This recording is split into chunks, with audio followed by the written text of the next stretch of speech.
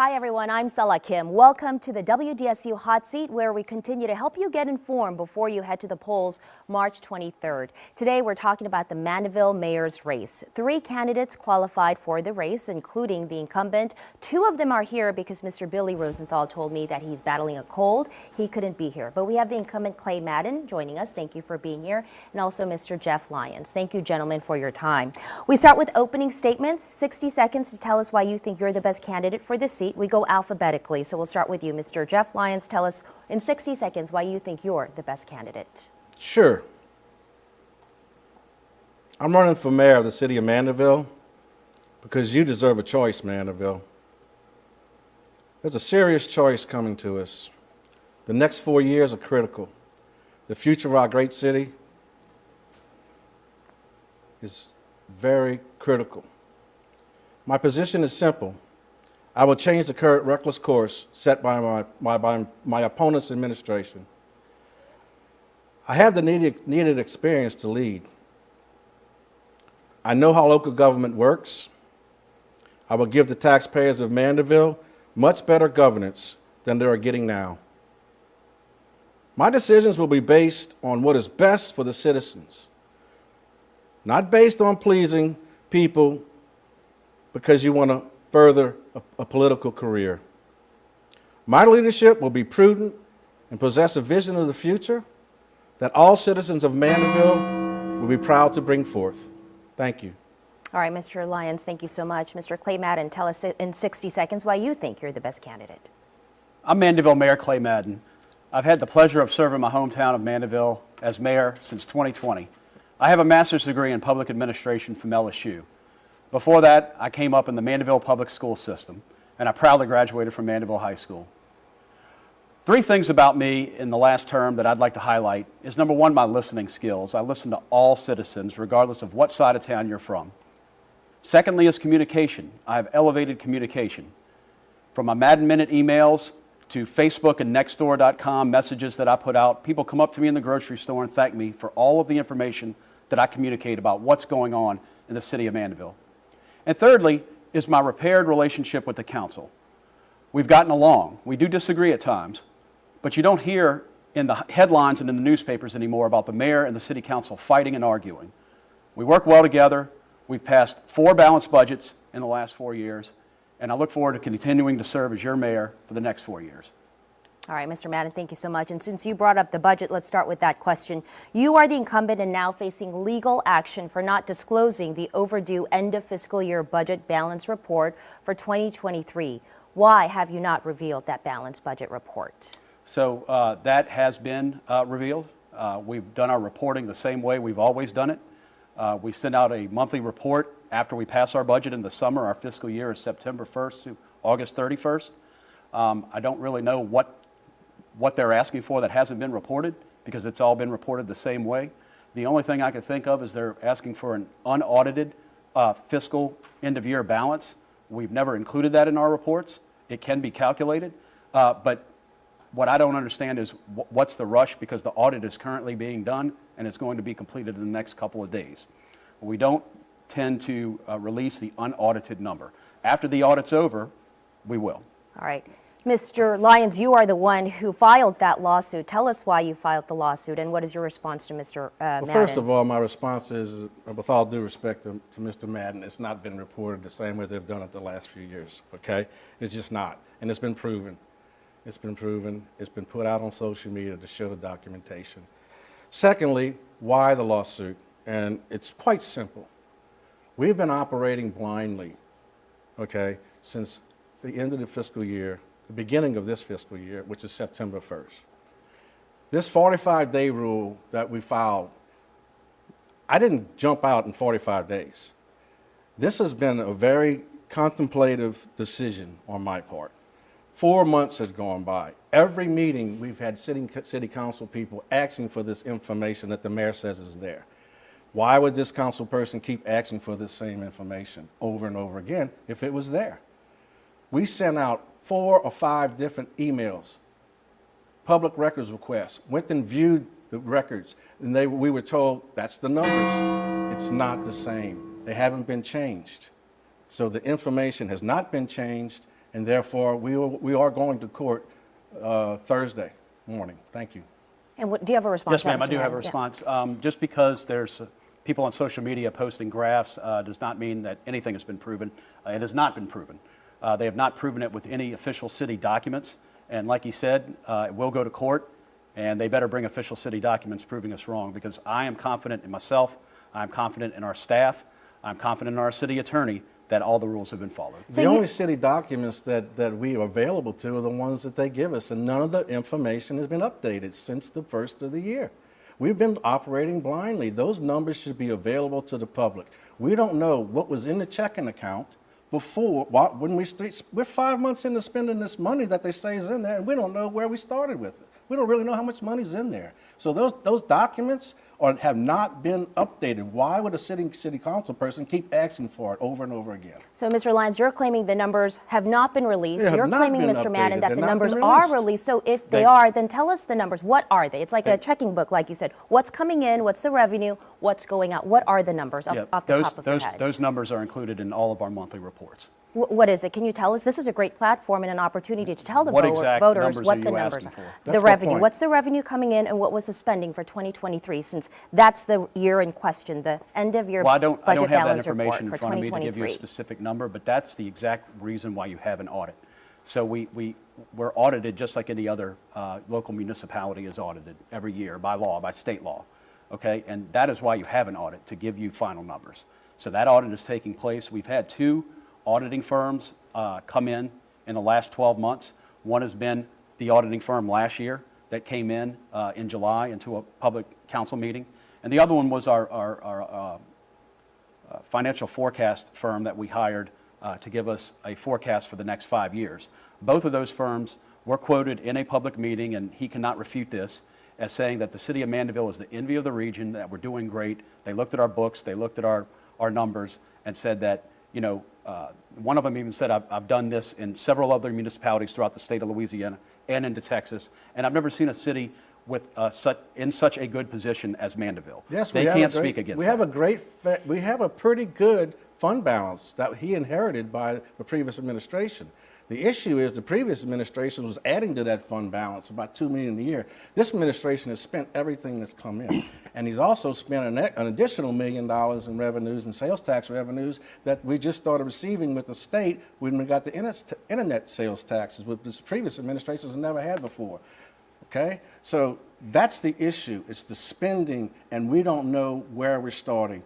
Those numbers are not there. Why would the finance director in the meetings, with no support, by the way, from our opponent, out there saying over and over again, well, they're not there yet because the bills hadn't been paid. We hadn't gotten the bills in yet. And she keeps saying, well, it'll be up there tomorrow. You could forget about the internet. Go look at the city council meetings. Go watch every one of the last 5 city council meetings, and that's the facts. What's your response? Yeah, my Mr. response to Madden? that is he's right about the previous mayor adding $2.5 million to the fund balance. I'm not so sure that that was a great idea. Taking $2.5 million more than you need from the taxpayers and putting it into a savings account every year, is it good to have a little bit left over? Yes, but $2.5 million every year, you're basically misleading the taxpayers when you do that. Okay? The previous administration reduced. So what we did was we had Hurricane Ida in my first year. Okay. We spent the fund balance down to pay for Hurricane Ida. I don't know what my opponent would have done. I don't know that if he would have left the debris in people's yards, if he would have not blown out the ditches, not fixed the roads, but that's what we did. We were able to spend that money because we had it in the bank. That was good. On Hurricane Ida recovery. He's trying to politicize a natural disaster. That is pretty low. So how much did you spend for Hurricane Ida recovery, and are you going to get that money back? Yes, ma'am. We spent about $11.5 million out of our general fund on Hurricane Ida. We've been reimbursed about $5.5 million, so we're still owed about $6 million. Okay, he's saying the fund balance went down. It did, but when we get that money back from FEMA, it's going to be higher than it was before I took office. So what he's doing is he is using a natural disaster for a political ploy, which is about as low as you can go. All right, I'll give you 30 seconds to respond to that, Mr. Lyons. Please, that is so ridiculous. We're so tired of hearing of the spending. Of course I would have spent $6 million if that's what it took. 11.5. Well, we're waiting still on 6 million, and maybe we'd have it back. 30 seconds ain't quite long enough, but I will tell you this. I'm not politicizing a natural disaster. The issue is that this current mayor put that $6 million in this annual budget, expecting to spend it, and we don't have it in the bank yet. So I keep hearing over and over again, if that $6 million don't come in, we're going to be $6 million short on the revenues that we need to pay for the budget of the things that he wants to do this year. I'm actually quite glad that he said that, because my answer to that is, so what? So what if we're So $6.5 million because we spent that money on Then Hurricane you won't have to Ida? do a budget adjustment, or you won't provide some of the capital That money was projects spent on Hurricane or Ida the recovery. operational systems, because So you he put is it in the again budget. saying that if we had not spent that money, what was the alternative? That's not We would true. have left the city a mess. That's not true. And that's not what the citizens of Mandeville wanted. They wanted the city cleaned up after Hurricane Ida. We repaired everything. We were lucky that we didn't have to borrow that money. We have no debt. There's no budget crisis. We have no debt. We have a healthy fund balance. We were able to spend the money on a hurricane. His own finance and he's trying to director- politicize it. No, his own finance director used the term dangerous. Okay, we're on a dangerous precedent with the spending that this administration has done. We gave, and I will give credit to the mayor one thing. The council needs to approve these things, and you know what? The council wasn't paying quite enough attention. Okay, because we spent raises. We gave so many raises, and I can talk about why the raises and everything. My point is this: we gave way too many. 5 years down the road, if we don't tighten our belt, we're going to have financial issues, and that fund balance will go down, down, down, down. Yeah, I do have a question about the pay raises. So Can I- I think, yes, go ahead. 30 seconds to Well, why don't you respond ask to your that. question, Yeah. because I think it's the answer that Well, I'm gonna I think, give. well, what I was going to ask you is, you're saying that's what people of Mandeville want. What I think they want is transparency. And so Right. you keep saying arbitrarily that there's a healthy fund balance, but without the numbers being revealed, how can you, without the numbers backing up that claim, The number how can you is say there. that? Because the accounting firm, there was a recent report that said by 2025 that your spending is going to outpace the revenue coming in. So how can you say it's a healthy fund balance when the spending is going to outpace the revenue? I'm not quite sure where it said that. I don't think that it said that. There was a scenario in This there. is according to the Car Rigs accounting firm Yeah, that was there just was released. a scenario in there where we asked them to give us certain scenarios of if we didn't get any outside grant funding, what would it be? If we didn't, if we did all of our capital projects, what would it be? And so there were different scenarios in that financial forecast. But I'm glad he brought up the salaries. When I became mayor in 2020, we were having problems hiring both public works employees and police officers. Not true. We did a salary survey. It is true. We did a salary survey that showed that the salaries we were paying our employees was well below market in our market. That's compared to Covington, Slidell, the sheriff's office. And so we did absolutely raise salaries. We invested in our public safety network. There's crime all around us. It's coming. We want a strong police force, a strong public safety. Jeff's against public safety because he keeps saying that we're spending money. Well, that's what we're spending it on, okay? We want to have a strong public safety network in Mandeville. We had a shooting at McDonald's during the Eve Parade. We want to have a strong public safety network. And that's why So you we've gave the pay invested- raise. It's a 16.7% pay raise, citywide We've pay invested raise. in training for our police officers, both for mental health issues and for active shooter. Jeff and I were giving a talk to the Republican men the other day, and we had a barricaded subject in Old Mandeville. That proves right there why we need mental health training for our police officers and active shooter. So that's what we spent the money on. So him saying that we're spending too much money, he's against public safety. No, All right, I'm what is not your against response? public 60 safety. seconds, It's yeah. ridiculous. And what's ridiculous is the fact that he's telling people that we have trouble getting police officers, or we're losing police officers to other jurisdictions. The only people we lose police officers to, and it's a fact, has been the FBI and the state police. Name me a police officer's spouse, okay, who wouldn't be willing to come to Mandeville out of Orleans Parish, Jefferson Parish, even to St. Tammany, when their life is on the line. You think $2,000 or $1,000 a year is going to make that decision? That's nonsense. We have a great police department. They do a wonderful job, but to use that as an excuse to raise those salaries is nonsense. We do not have issues with retaining police officers. All right, you can respond 30 seconds. And yes, also, ma'am. where would that money come from, aside from general fund? Do you have an outside revenue source for that pay raise? We don't need an outside source for that pay raise. He's exactly right about the police officers leaving New Orleans and other South Shore agencies to come to Mandeville, but it wasn't like that in 2020. They were leaving New Orleans and going to Slidell and going to Covington and going to other North Shore departments because Mandeville's pay was too low. So that's why we gave the raise. So he's right about that he's right about that now. They're not leaving because we elevated the pay raises. But in 2020, we were deficient. We were under market. Do you have a response to that, Mr. Lyons? My response is that 70% of our operational fund annually goes to labor cost. Labor cost. And this study about we needed to give people raises, the survey and all that, the actual survey stated that about, I think it was 40 positions that were underpaid according to the region. But we gave raises to everyone, not only the 2.5%. And look, I'm all for people making the best money they can, but I'm used to running a business. Okay, you can't run and sustain 70% operational out of your operational fund on labor alone. We gave too many raises. I'm sorry, and I love civil service, but a mayor needs to stand up to civil service sometimes. All right, thank you. Let's move on to another question about flooding. There has been some concern about flooding, especially around the lakefront area. What is your plan to address flooding issues and reduce flooding in 30 seconds if you are elected? We'll start with you, Mr. Lyons. You're not going to reduce lake surge. We just did another flooding study. We've done so many flooding studies, we've paid way too much money on them. Because guess what? We just did a new one, okay? It's called a resiliency plan, okay? And when I watched it and other people watched it, called me and said, they didn't say anything new. This plan that was paid for, not by the city, but when a politician says you didn't have to pay for it, you are paying for it in the long run, trust me. It didn't say anything new. You're not going to, it says raise the houses, number one, okay? Okay, so you're not, well, there's so much more about flooding, but anyway, my apologies. You go They can on. go to your website to find out more Yeah, information. we can go. I know Call the me details up. are Call there. me up. What is your So plan to reduce flooding? The resiliency plan was something that was talked about by the previous administration for 10 years and never acted on. I got a state agency, CPRA, to pay for it, so it did not come out of our coffers. It was paid for by a state agency who's interested in Mandeville. State and taxes. it did have several new ideas and new items that had never been talked about before. The answer for the 10 years prior to me being mayor was raise the seawall, raise the seawall, raise the seawall, and that's not what anybody wanted. You have stormwater parks in there, you have living shoreline, you have a bunch of different new ideas that we're going to be looking at over the next couple of years. All right. Next question is about the comprehensive master plan. I know that's being done right now. Previous ones have had some controversies. Sunset Harbor, Port Maroney.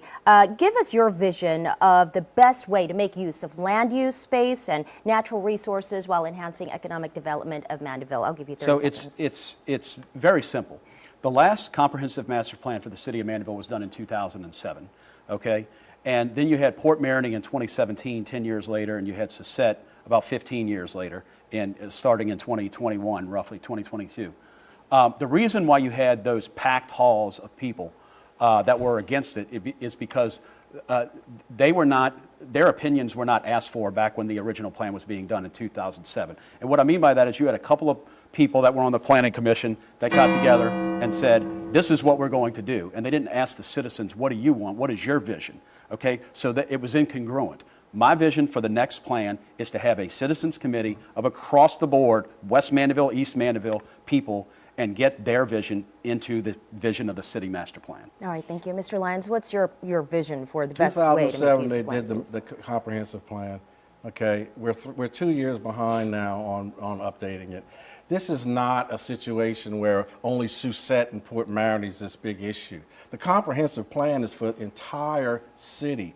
It goes beyond just where you're going to do some kind of high-density development or not. It goes so much further than that. It goes about, there's ratings of certain intersections. So you rated an A, B, C, D, or, you know, it says, oh, well, you got a rating C right here on this intersection. Well, our comprehensive plan, well, let's bring that one up to A. What we got to do? I mean, there's so much more to this than just Sunset or high level, big density. I mean, it's just way what's bigger than that. It's about proactive leadership and getting everyone involved. It's about overlay districts and possible annexations. It's about maybe needing new water towers. I mean, if you're going to do that, it's so much larger than just high density. Yeah, a lot involved. Okay, we're running out of time, so let's move on to closing statements. I'll give you 30 seconds each to close out for us and tell us why you think you're the best candidate. We'll start with you, Mr. Lyons. Mandeville, you have a choice. I'm giving you the choice. I'm the only one that stood up and gave you a choice. I'm giving you a choice. You decide. Do you want a manager? Do you want someone with 40 years of business management that have had 5 or 6 layers of people underneath them to get the job done? Do you want someone who's done budgets themselves and looked ahead at the future, had to meet those budgets? Do you want someone who can manage? There was a candidate back in the last race who his platform was when he got elected mayor, he was going to go to a city manager. That's some great ideas. I understand that. But there's drawbacks. People really want the personal. They want the mayor. They want someone who's going to be in touch with the citizens and not be afraid of some administrator. Guess what you get with me? You get both. You get both. You get the manager, the management skills, the leadership skills, and you get the mayor who's in touch with the people. Please vote for me. You have a choice. Thank you so much. All right, Mr. Clay Madden, tell us in 30 seconds why you think you're the best candidate. Thank you so much. It's been a pleasure to be here today. My name is Clay Madden. I'm the mayor of Mandeville. It's a pleasure to be the mayor of my hometown.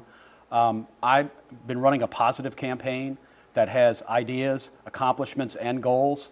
That is why I think I'm the best candidate. I'd like to continue. I have people come up to me all the time and tap me on the shoulder in the grocery store and say, thank you. Thank you for communicating. Thank you for listening. My opponent is for nothing and against all of these investments in the community that we have done. He's a one-issue candidate, and I listen and have moved the city forward on a variety of issues, including traffic and infrastructure improvements, public safety, which is the most important, beautification, recreation. These are things that people have asked for, and we have listened. And so I continue to plan to move the city forward in the next 4 years, and I'm Clay Madden. Thank you. All right, thank you so much. The incumbent Mayor Clay Madden and Mr. Jeff Lyons and Mr. Billy Rosenthal, all 3 candidates, Republicans. Mr. Rosenthal unfortunately could not make it because he's battling a cold, but you can go online to find more information about all 3 candidates, and you can go to our website, WDSU.com, to find more information about this hot seat and other debates we've done. And Election Day is March 23rd.